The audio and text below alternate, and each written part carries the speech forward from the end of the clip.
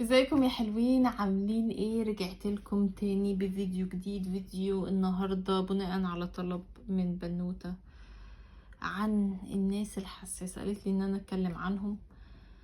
شوفوا يا جماعة، انا من الناس الحساسين قوي قوي قوي قوي، وهقول لكم يعني هو الموضوع على فكرة فيه مزايا وفيه عيوب. ولكن مش عايزة اقول لكم عيوبه اكتر، لان هو على حسب انتوا بتشتغلوا على شخصيتكم ازاي. ولكن الحساسية او ان انت تكون حساس قوي دي حاجة في الصفة الوراثية بتاعتك في الجينات. يعني انا مثلا مش مخترتش اكون حساسة. هي بتكون يعني حاجة انا مولودة بيها، ولكن البيئة اللي انا عايشة فيها والتربية والكلام ده بتأثر طبعا عن يعني عن لو كانت الحساسية دي او ان انا انسانة حساسة بزيادة، تبقى حاجة تبدأ انها تضرني وتحطني في مربع كده مش حلو ولا لا. وطبعا التروما بتأثر جامد قوي لو شخص حساس وتعرض لتروما، او لو شخص اساسا ما كانش حساس وتعرض لتروما احتمال كمان يبقى انسان حساس. دي بقى حاجات يعني ايه يقولها لكم الدكاترة الامراض النفسية والاخصائيين والكلام ده. انا بجمع لكم شوية حاجات انا ببقى قريتها على حاجات انا مريت بيها. يعني مش هدخل بقى في ناحية علمية بقى ومش عارفة ايه، لان دي مش بتاعتي خالص.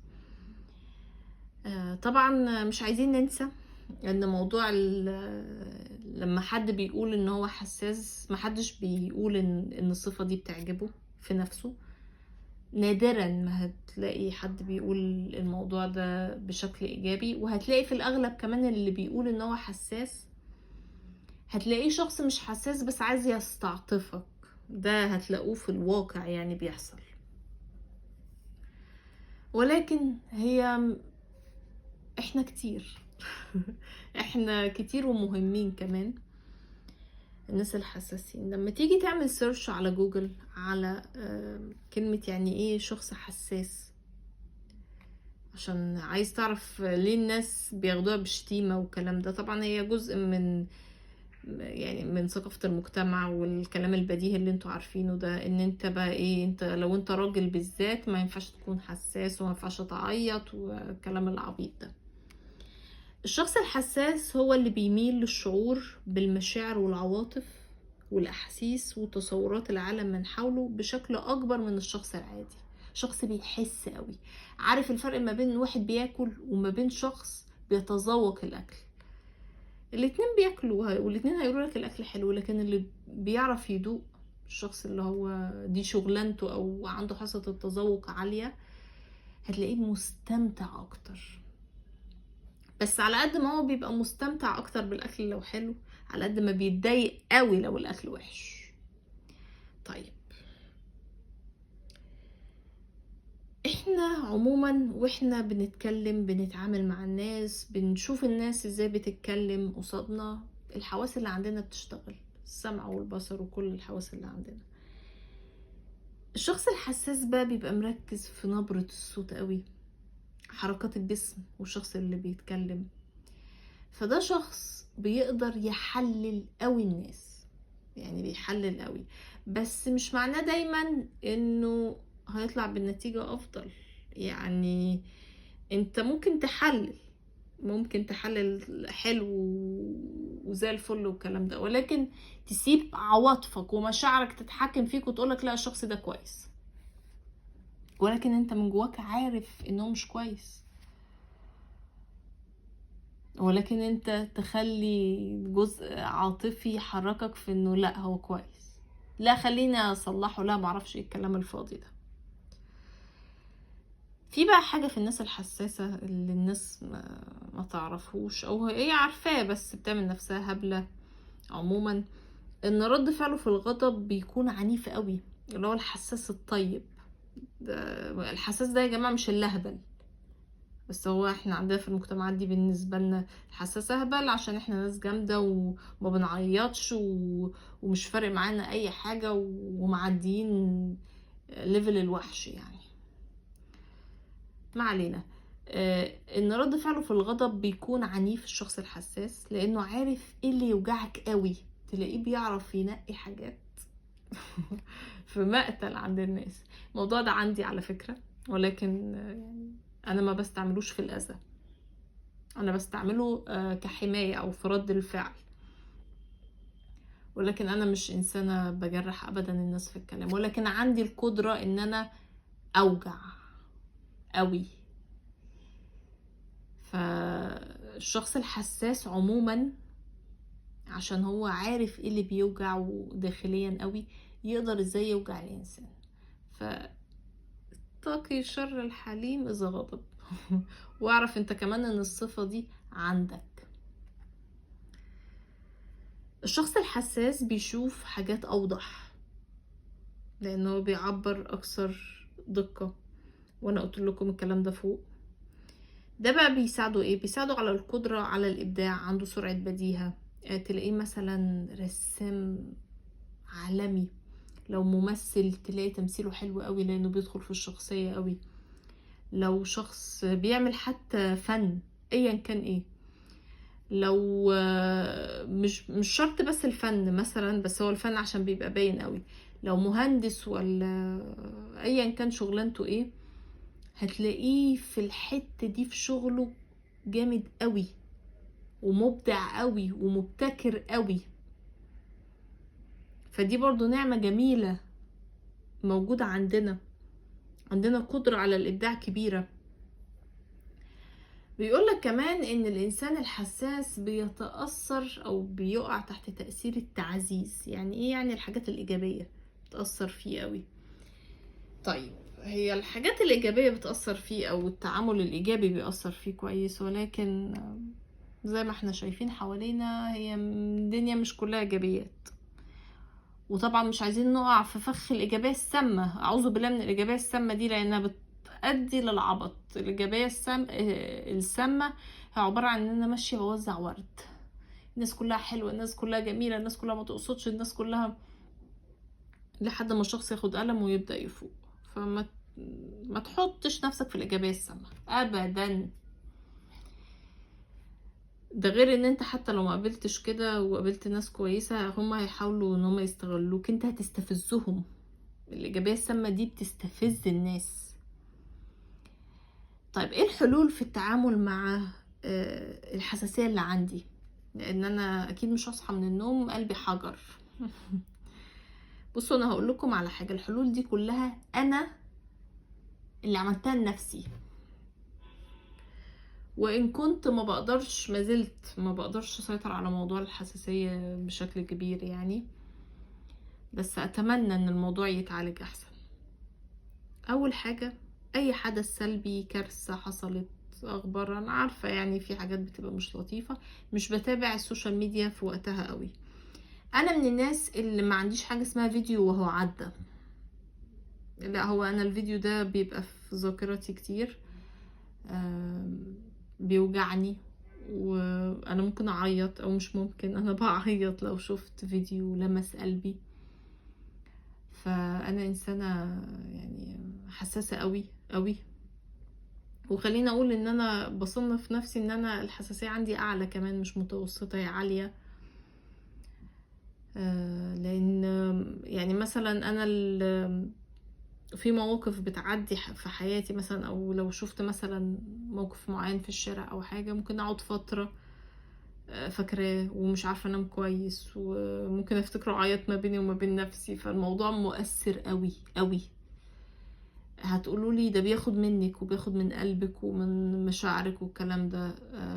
بيحصل. انا بحاول ان انا اقلل ده، ولكن مش هقدر اقول لكم 100%، ولكن بيأثر فيا.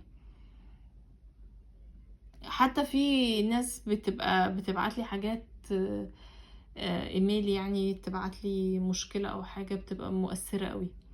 الموضوع ده برضو يعني بحس ان هو بيلمس قلبي قوي. عارفين انتوا في حاجات بتبقى مؤثرة فعلا.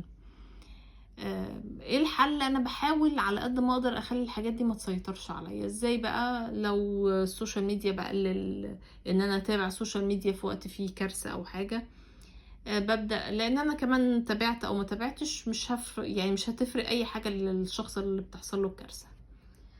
تاني حاجة ان انا مثلا بحاول افكر نفسي ان يعني الدنيا فيها اذى وفيها شر وفيها كل حاجة، فانا لو فضلت عايشة على الوجع وبفتكر الألم بتاع الناس، انا مش هفضل دقيقة واحدة بس عايشة لان انا او عايشة مبسوطة، لان احنا في كل دقيقة في حاجات كتير مش حلوة بتحصل لناس تانية، فانت مفيش حاجة بإيدك تعملها.